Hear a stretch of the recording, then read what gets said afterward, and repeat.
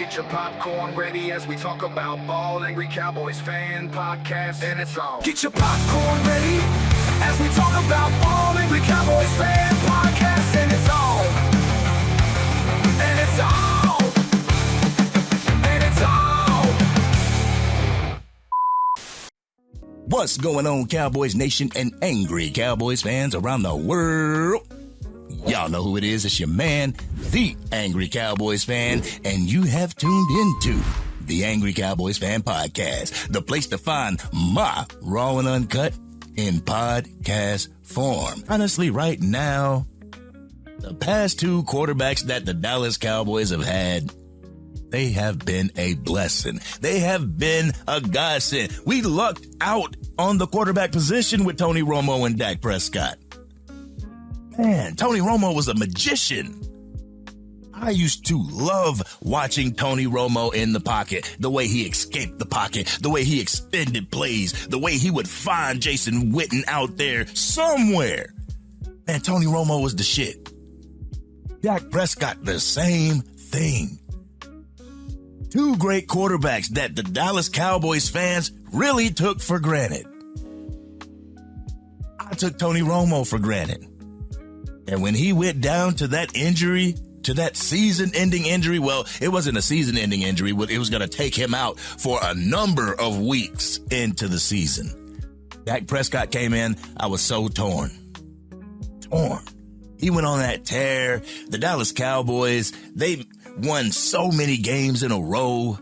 And then it was time for Tony Romo to come back, and I was just torn. Like, damn, Romo's my dude. That's my quarterback. This man, Dak Prescott, he is going on a tear. Do you take him out? Do you stop the hot hand? Or do you allow him to continue? You allow him to continue.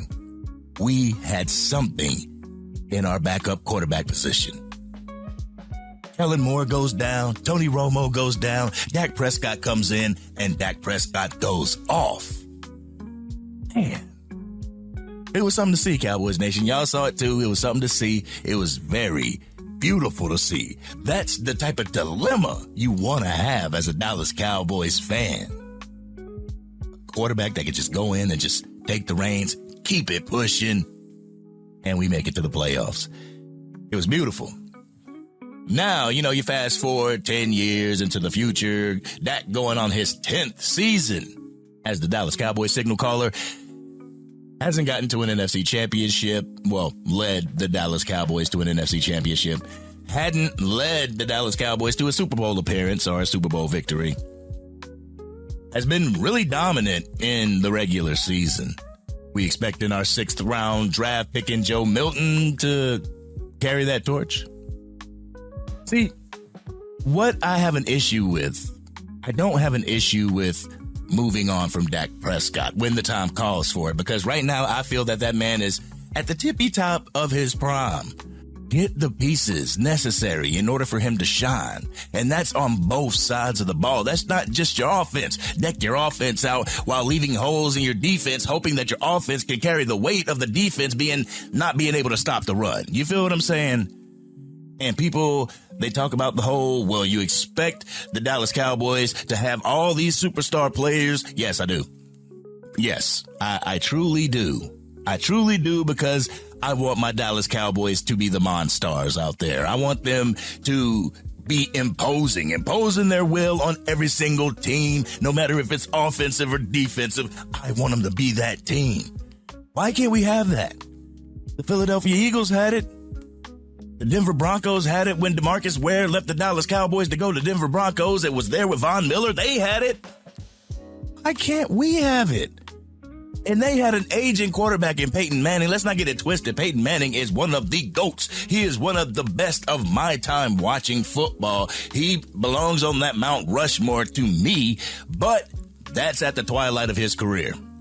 That's when his arm was a noodle arm. He even admits this. But they were able to get it done because they had a great team around him. Why can't we have that for Dak Prescott? Why is it too much to ask that for our team?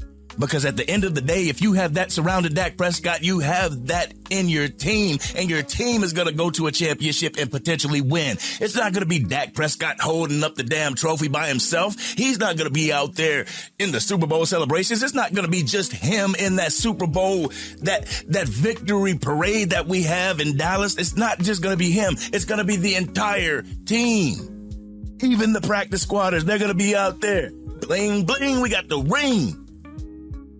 So instead of fighting against, why not fight for? This man is your quarterback for the next 2 years. 2 years. And if he does what Dak does, and I believe that Dak's going to do what Dak does, he will be here for 4 years. I'm not just telling you to shut up and take it because you don't like Dak, and I'm not just telling you accept it. You have your takes. You're going to have your takes. You're going to believe what you believe, and I respect that. But the problem that I have is that when I have to make the videos, I make the videos defending my stance on Dak Prescott. People get it twisted as if I'm defending Dak Prescott. No, I'm defending why I support the man. I'm defending why I support the man being the QB for the Dallas Cowboys. In turn, I'm supporting the Cowboys as a collective. But let's keep it a buck. I'm not defending him. I'm not defending him because once he's not a Dallas Cowboy, I salute you. Thank you for your service to the Dallas Cowboys team. But whoever's your successor is going to get my support, my 100% support. Just like Tony Romo got my 100% support. And when Dak Prescott came in and showed that he was a capable quarterback to keep this offense going, I was torn. I didn't know what to do. Should I stay with Romo? Or should I move on with Dak? And then when I seen that the team was moving toward Dak, that the offense moved toward Dak, that the defense was supporting Dak, that the administration, the front office was supporting Dak, I knew that Tony Romo's time was come to a close. So I saluted him. And I continue supporting him. I support him, in his analyst ventures and everything that he's doing off the field. But as far as the QB1 for the Dallas Cowboys, my support shifted from Tony Romo to Dak Prescott. And once Dak Prescott has that quarterback behind him that is going to make that seamless transition the way he did with Tony Romo, and that time comes as to where Dak Prescott has regressed so much or has gotten injured so much that he is taken out of the season again. And this guy comes in and seamlessly makes that transition and keeps us on like a 9-0 run. I'm going to have to salute Dak Prescott and give this new quarterback my support, just like I did when Tony Romo went down. So it's not about the person. Even though a lot of people would suggest that, it's not personal, even though they make it personal. It's not personal. It's about the quarterback position. It's about having someone in that quarterback position to where we can compete. I don't want to be bad for a few years. I don't want to be. I don't want to be bad until we wait for Archie Manning. I don't want to have to tank in order to get an Archie Manning. If Archie Manning wants to be a Dallas Cowboy and the Manning family wants him to be a Dallas Cowboy, he will be a Dallas Cowboy. We've seen that with Eli Manning. So I'm not worried about tanking or anything like that for Archie Manning. If that's something that the Dallas Cowboys do, then I pray to God that Archie Manning will be the franchise quarterback for the Dallas Cowboys in the near future when Dak Prescott hangs up the cleats.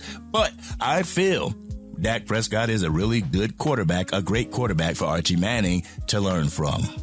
But with that being said, this has been your man, the Angry Cowboys Fan.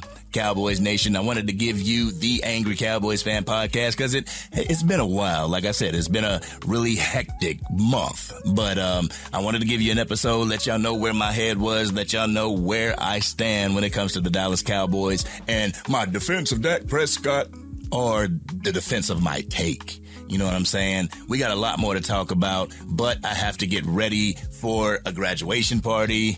Molly, congratulations. We got to go see her, but I got to get ready for that. So If you like what you hear, if you represent the Dallas Cowboys and you want to become a part of a community that loves to represent the star and loves to represent all of the players, go ahead and drop a like on this video. Share it with anybody that you know is a Dallas Cowboys fan. If you are DC for life and can't wait for these mini camps and training camps and preseason to start so we can see what we have invested in, hit that subscribe button.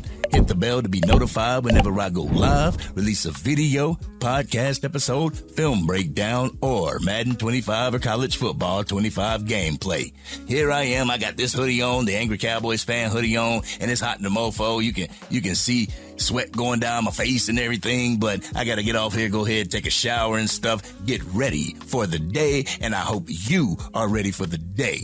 But this has been your man, the Angry Cowboys Fan. It's DC for life, and I'm out.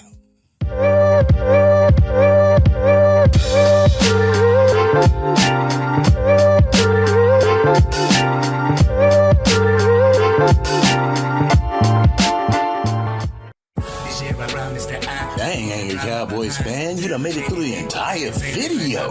But if you want more content, you can definitely go to this video right here. Or if you want the latest episode of the Angry Cowboys Fan Podcast, you can go right here. But whatever you do, like, share, and subscribe to the channel, but remain DC for life.